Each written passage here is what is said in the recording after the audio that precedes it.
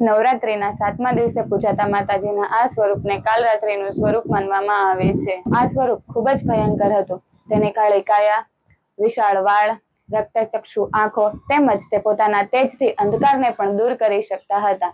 માતાજીનું આ સ્વરૂપ ગધેડા પર સવાર છે। પૌરાણિક કથા અનુસાર શુંભ અને નિશુંભ નામના રાક્ષસોએ પૃથ્વીલોક પર હુમલો કર્યો અને દેવોને પરાજિત કર્યા। આ સમયે દેવો માતાજીના શરણે ગયા અને તેમને પ્રાર્થના કરી। માતાજીના શરીરમાંથી દિવ્ય તેજ બહાર નીકળ્યું અને આ તેજમાંથી કાલરાત્રિ દેવી પ્રગટ થયા। અસુરોની સેના ખૂબ જ ભયંકર હતી, પરંતુ કાલરાત્રિ દેવીના પ્રવેશ માત્રથી અને ગર્જન માત્રથી જ અસુરોની સેના ડરી ગઈ અને તેઓ ભાગી ગયા।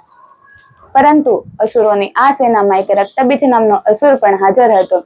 તેની એક વિશેષતા હતી કે તેના શરીરમાંથી નીકળતું એક પણ ટીપું લોહીનું જો પૃથ્વી પર પડવામાં આવે તો તેમાંથી અનેક નવા અસુરો જન્મતા।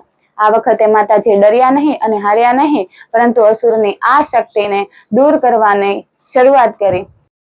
રક્તબીજના શરીરમાંથી નીકળતું તમામ લોહી માતાજી પી ગયા અને આ રીતે તેણે અસુરોની શક્તિ પર વિજય પ્રાપ્ત કર્યો। થોડા જ સમયમાં યુદ્ધ પૂર્ણ થયું અને વિશ્વમાં ફરીથી શાંતિ સ્થપાઈ ગઈ।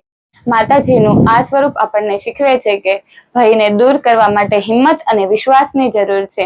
જીવનમાં ભલે ગમે એટલું અંધકાર હોય, પણ પ્રકાશની એક ચિંગારી આ અંધકારને દૂર કરી શકે છે।